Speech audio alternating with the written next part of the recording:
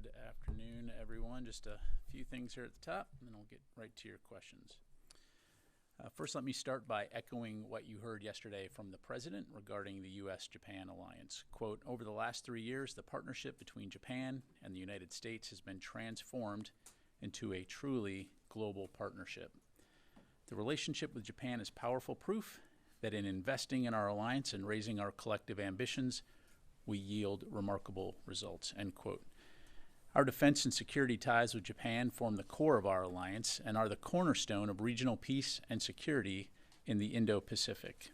Recognizing that the alliance has reached new heights, we plan to further bolster our defense and security cooperation to allow for greater coordination and integration. I would add that yesterday you heard news on dozens of deliverables for the alliance. I don't have any more specifics to provide today in terms of timelines and outputs, but we are working hard across all levels of the department to deliver on the agreements made by our national leaders and, of course, doing so in very close concert with our Japanese allies. Secretary Austin participated in the events with the Japan state visit yesterday and returned to the White House today to participate in the U.S.-Japan-Philippines Trilateral Leaders Summit. The United States, Japan, and the Philippines are three closely aligned maritime democracies with increasingly convergent strategic objectives and interests. Just this past week, in fact, our three countries and Australia held joint naval drills in the South China Sea. Separately, Assistant Secretary of Defense for Indo-Pacific Security Affairs, Dr. Eli Ratner, and his team are hosting our Korean allies today here at the Pentagon for the 24th U.S.-Korea Integrated Defense Dialogue. The dialogue involves a wide range of comprehensive discussions about how the United States and the Republic of Korea are modernizing and strengthening our alliance. We'll have much more information to provide this evening when the meeting concludes. And staying with the Philippines, tomorrow we look forward to welcoming His Excellency Ferdinand Marcos Jr., President of the Philippines, and Secretary of National Defense Gilbert Teodoro here at the Pentagon. Secretary Austin will host President Marcos and his delegation to discuss regional security issues to include our shared concerns on PRC coercive actions in the South China Sea.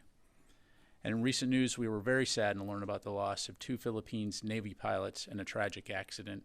Our thoughts are with their families and their Navy, and we're ready to assist if needed.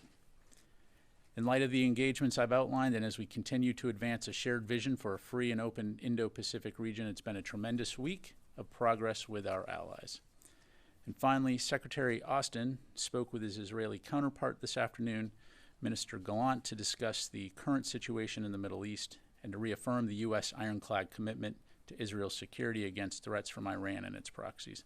We'll have a full readout of the call available later today. And with that, I'd be glad to take your questions.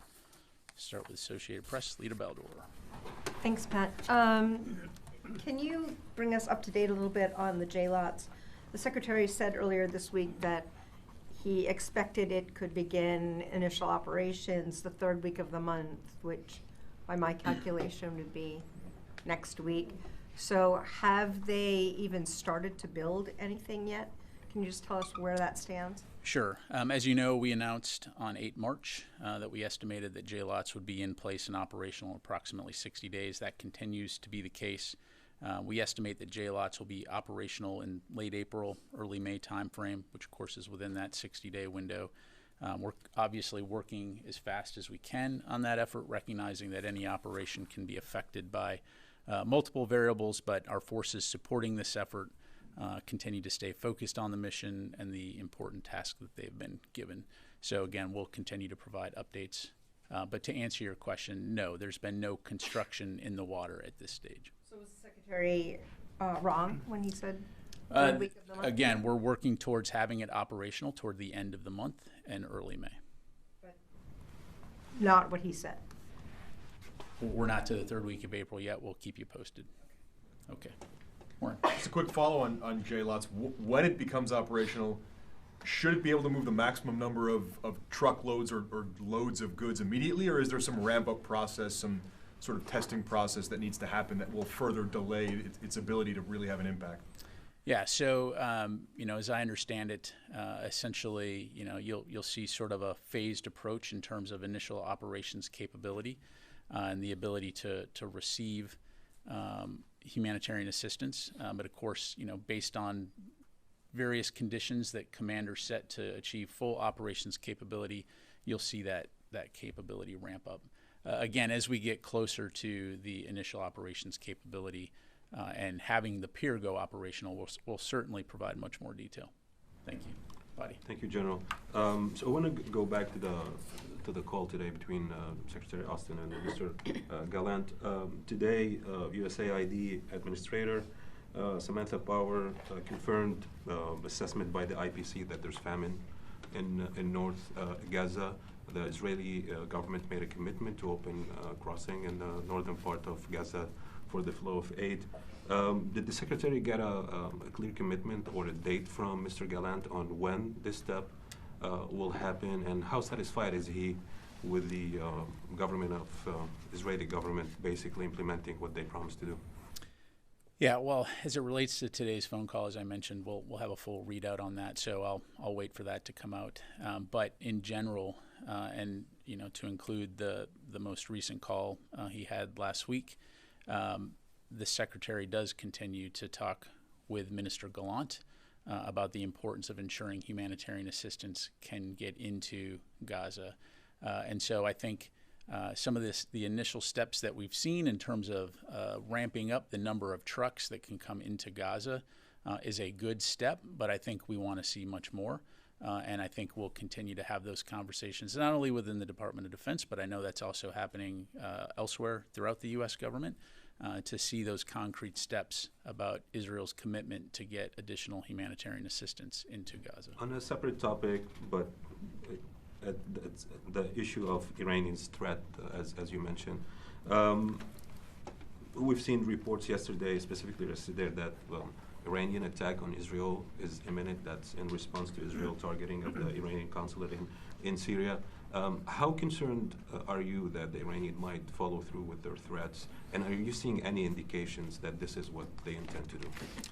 Yeah, well, we're certainly monitoring the situation closely. I don't have a crystal ball, and I'm not going to get into specific intelligence. I would just say that what you heard the president say, and as I highlighted in my topper, we are in close contact with the Israelis, to include today's phone call with Minister Gallant, and that U.S. commitment to Israel's security against threats from Iran and its proxies is ironclad. And I'll just leave it there. Let me go to Idris. Yesterday, the State Department put out a statement saying that Secretary Blinken had spoken with Defense Minister Gallant. Given that he's Secretary Austin's counterpart, was the Secretary on the call?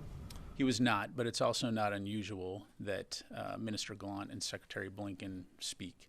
So as you know, when Secretary Blinken travels to Israel, he's had one-on-one meetings as well. Does Secretary Austin talk to any other foreign ministers? On occasion, depending on where we're traveling, and as I mentioned, tomorrow, for example, you've got President Marcos, who's the president of the Philippines, coming. So a lot of it just depends on the specific topic. If it's foreign policy or diplomatic issues versus security assistance issues. So the bottom line is, when it comes to our relationship with Israel, there are not necessarily going to be, I'm not allowed to talk to that person, you're not allowed to, it's going to be full, robust communication. And when they've spoken most recently, or last week, they talked about the World Central Kitchen and the strike that killed the aid workers. Now you've had time to look over their investigation, their initial report. Are you satisfied with it? Is that something you endorse, their initial findings? Yeah, thanks, Idris. So, you probably heard the National Security Advisor, Mr. Sullivan, talk to that earlier this week. As I understand it, that continues to be under review. So I don't have anything to provide to you from the Department of Defense standpoint at this point, other than, again, Secretary Austin made very clear in his phone call with Minister Gallant that we expect to see, concrete actions to be taken to prevent another strike like that from happening in the future. Tom. Thanks, General. Was General Kurilla in Israel today? Is General Kurilla in Israel? Yes, General Kurilla is in Israel. He's, as I understand it, traveling throughout the region. So certainly would refer you to CENTCOM for some more info on that. If Iran is to strike a target inside Israel, and would the you've talked a lot about the ironclad commitment to Israel. Would the Pentagon be obliged to join in to respond? Yeah, I'm not going to get into hypotheticals. Again, I've highlighted our ironclad commitment to Israel's security. And then on a different topic, Monday's the anniversary of the start of the Sudan civil war. Do you have any observations on that conflict?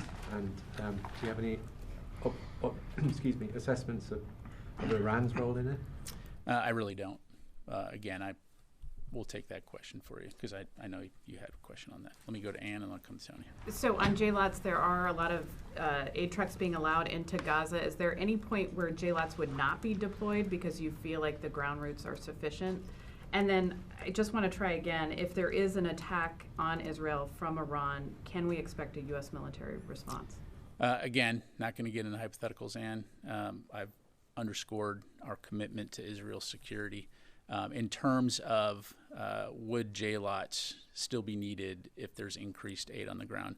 At this point, we have a mission, we have a task that we've been assigned, which is to implement JLOTs to help increase the flow of humanitarian assistance into Gaza. And so we're going to continue to stay focused on executing that mission.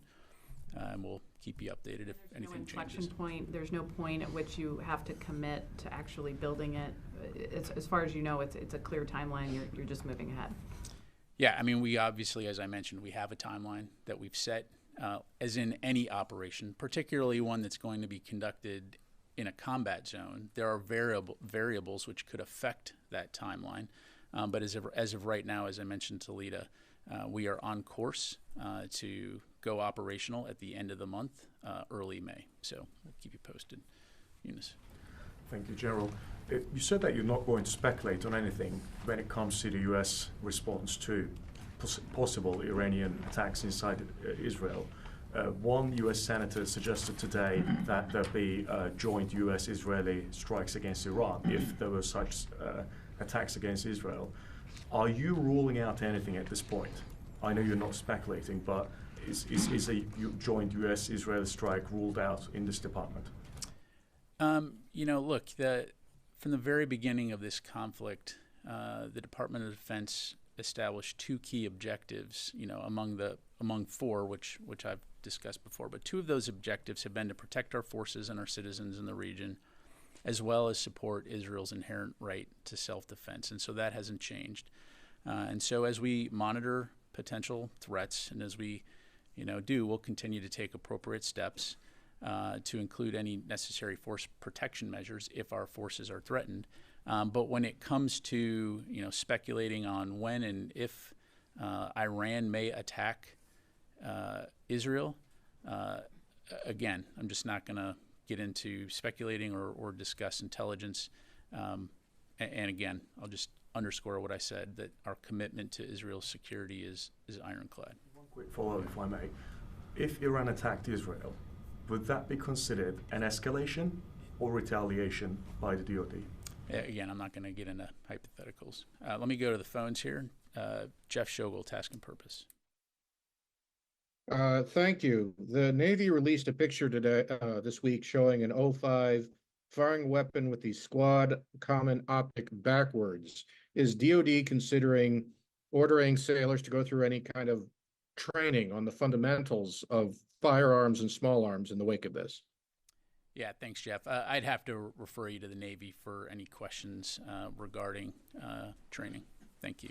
Let me go to Jared. I'll monitor. Hey, Pat, my question's been asked, but I might try it a different way, I guess. Following the Secretary's call with Defense Minister Gallant, the U.S. is committed to Israel's security. Part of that is reestablishing deterrence, if that need be done. But how confident is the Secretary that Israel is also committed to the security of U.S. forces in the region and the sensitivities around that? Yeah, the Secretary is very confident of Israel's commitment to the security of U.S. forces. I mean, as you know, Jared, we have a long-standing security cooperation relationship with Israel to address, multiple threats throughout the region, with the primary aim being regional security and stability. And so I'll just leave it there. All right. Let me get a couple other folks here. Tony. go to Ukraine for a second here. General Cavelli in the last couple of days has painted a very bleak picture of Ukraine's chances for success if the supplemental doesn't pass. I want to go back to the arcane issue of a Plan B. The $4 billion that the Pentagon has an authority to tap into reservoir reserves, but you don't have the money to replenish yet. Is there any talk now of just taking that risk and starting to use that $4 billion on the assumption at some point you will get replenishment dollars, since it's looking dire for Ukraine and that the House is not moving on its supplemental? Yeah, thanks, Tony. Well, I certainly don't have anything to announce in terms of taking an approach like that. I think, we've been pretty clear as recently as this week when the Secretary was testifying on the Hill to the SASC about how critical it is that the supplemental be passed so that we can ensure Ukraine has the volume of security assistance support that it needs in order to continue their fight for freedom against Russia. Push back. I mean, your $800 billion department here. Is there any discussion, though, in terms of I think we need to push for this $4 billion? Any signals at all? Any meetings discussing that kind of a Plan B? Again, right now, the primary emphasis is on working with Congress to get the supplemental passed. That is the most urgent need. That is the most realistic way to ensure that Ukraine has the support that they need and for the fight that they're in. So, we're always going to continue to consult closely with Congress and our allies and our partners because, again, it's important to remember that it's not just the United States that's supporting Ukraine. This is an international effort. We are committed to working with and supporting Ukraine in their defense. But as of right now, again, we're going to continue to stay focused on getting the supplemental passed. I think a lot call out when you do that detailed readout. Can you discuss whether the F-15 sale that's hung up on the Hill right now was a topic of discussion that Minister Gallant pushed for that, or if there was any discussion on the need for those planes? Well, take a look at the readout, and then we can follow up from there. Thank you very much. Yes, sir. Thank you. I have a couple on Ukraine. We heard Dr. Wallander saying in Congress yesterday that the U.S. was concerned about Ukraine attacking Russian oil refineries because those were civilian targets. Secretary Austin also said that Ukraine is better served in going after tactical and operational targets on the battlefield. At the same time, native officials say that these strikes significantly undermine Russia's economy and its ability to fund the war. So I have two questions here. What is your assessment of the impact these strikes have on the dynamics of Russia's war against Ukraine? And secondly, why does the Pentagon not consider oil refineries that are directly linked to Russia's ability to fund the war as legitimate strategic targets for Ukraine? Yeah, well, I won't speak for Dr. Wallander, and obviously the Secretary's words speak for themselves. As Secretary Austin highlighted, our focus is on supporting Ukraine and its ability to defend its sovereign territory. And so when it comes to the situation at hand on the battlefield, we continue to think and support Ukraine's efforts to take back sovereign territory and defend territory from further Russian aggression. I'll just leave it there. Do you have any assessment of the impact these strikes have on the situation with the war? I don't. Yes, sir. Thank you, General. Are you taking precautions against any attacks by Iran or Persis? I mean, do you expect attacks on your assets in the region? As I mentioned, again, as we always do, and as we've been doing since Hamas's attack on October 7th, we are going to continue to take appropriate steps to ensure the safety of our forces in the region. For operation security and force protection reasons, I won't go into those specifics other than to say, the safety and security of our forces is always paramount. And lastly, sir, is the visit of CENTCOM commander as a part of your coordination with Tel Aviv in case Israel is attacked? I'm sorry, can you say that again? I mean, the visit of CENTCOM commander to Israel is a part of the coordination with Tel Aviv if Israel is attacked. As I understand it, due to recent developments, he moved up his trip to meet with key IDF leadership, discuss the current security threats in the region. But beyond that, I'd refer you to CENTCOM. Yes, ma'am. Thank you, sir. I wanted to ask about the AUKUS trilateral program and a little bit about the progress. Ms. Singh reported earlier this week that the Advanced Capabilities Industry Forum would be launched later this month. Can you speak a little bit more about that and kind of what's involved with launching that type of forum and what the Secretary hopes to see from that part of the AUKUS effort? Thank you. Yeah, sure. You know, I'm going to be infinitely disappointing here and just say that we'll have much more to provide on that in the near future. So just stay tuned and we'll get you more. Let me go to Oren, then I'll go back to the phone here. Actually, my question was just asked. I was going to ask whether General Kirilla's trip was pre-scheduled or a response to the Israeli attack in the Yeah, Gaza. again, my understanding was he had a scheduled trip to Israel. Again, due to recent events, moved it up. Thanks. Let me go to Laura Seligman, Politico. Hi, thanks for doing this. Given the Iranian threat to Israel, does the U.S. assess that there is any threat to U.S. forces in the region? And have you taken any specific measures to ramp up force protection?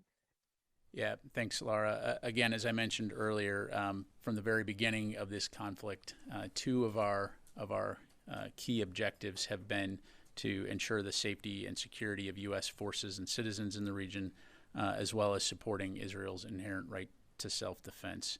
And so as we monitor potential threats, we're, of course, taking appropriate measures to include any necessary force protection measures, but I won't go into those for OPSEC and force protection reasons. Let me go to Tara, AP. Can I have, if I could ask them, secondly, since the World Central Kitchen strike, there was the investigation that came out from the IDF. Is the Pentagon satisfied with changes the IDF has made to its rules of engagement without talking about specific rules of engagement? But are you satisfied with the changes the IDF has made in terms of to the safety of aid workers? You know, again, as I mentioned earlier, Laura, you know, the investigation that Israel is doing and that the information that they've provided to us is still under review. So, you know, again, more to follow as the White House and NSC take the lead on that. Secretary Austin, in his phone call last week with Minister Gallant, did have the opportunity to talk about efforts that Israel is taking. Of course, you know, we're going to withhold judgment until we learn more, but we do expect them to take concrete steps to ensure that that kind of strike does not happen again. Come back in the room. Yes, sir. Thank you, sir. My question is that how important is these two big visits to Washington, Japanese Prime Minister and Philippines President, as far as China's threat is growing in the region, including Chinese President said that his goal is to take over Taiwan, or one day, someday they will attack Taiwan. Well, my question is that as far as U.S. national security concerned, so where do we stand, how U.S. will act or react as far as these activities in the region by Chinese threats? Yeah, sure. Well, thank you. As I highlighted at the top, these visits this week are very important because, again, they demonstrate the strengthening of our alliances with two very important allies, Japan and the Philippines. And when it comes to the situation in the Indo-Pacific, it's important, again, to underscore that our focus is on a free and open, secure and stable and prosperous Indo-Pacific, and working with like-minded partners to ensure that it stays that way, and that the sovereignty of countries is respected, and that the international rules-based order is taken into account. And so that's really our focus, is on working together to ensure regional security and stability. And if there are countries out there that have a different view, that use coercion and aggression, we certainly want to work together to deter and prevent those kinds of activities from impeding or on individual nation sovereignty.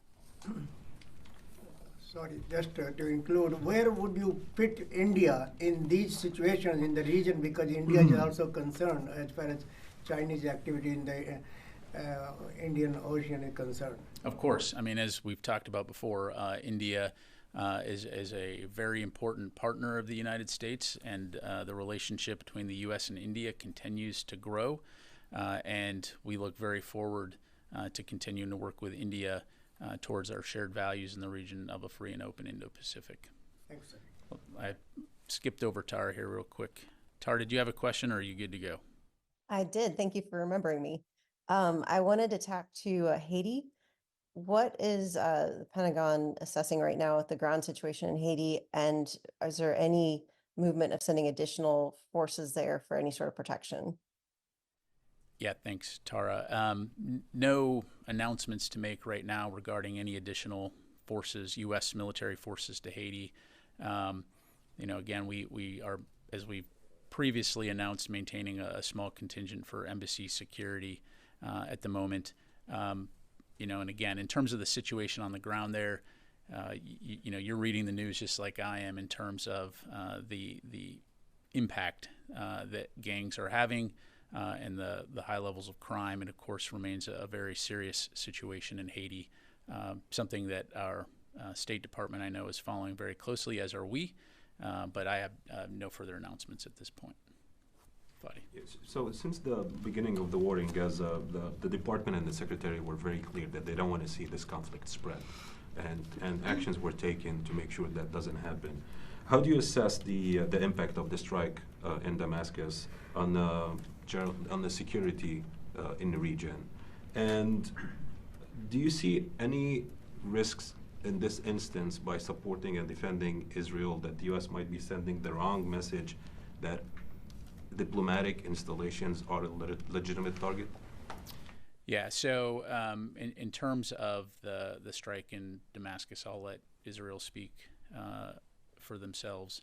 And when it comes to preventing a wider regional conflict, so far there is not.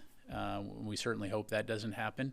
As I mentioned earlier, since the very beginning of the conflict between Israel and Hamas, we have been working very hard to prevent a wider regional conflict from happening, and those efforts continue. Thank you. Yeah, I have a follow-up to what Tony asks. Last night we know that Russia destroyed one of the biggest power plants near Kyiv, and Ukraine said that it was possible partially because they are running out of critical air defense munitions. So is there anything that the U.S. can possibly do alone or maybe together with the help of the allies to get Ukraine what it needs now, air defense munitions, as we are waiting for the Congress to act? Yeah, and we've been doing it. Certainly the most important thing we could do is get the supplemental passed. But that doesn't mean that the department and the U.S. government is not doing anything. As you know, we continue to consult closely with our international allies and partners and with Ukraine on the importance of providing very important capabilities to include air defense to Ukraine. So we'll continue to consult with our coalition around the world to ensure and see what we can get for Ukraine on that front. But again, the most important thing we can do right now from a U.S. national security standpoint is pass the supplemental. All right. Thank you very much, everybody. Appreciate it.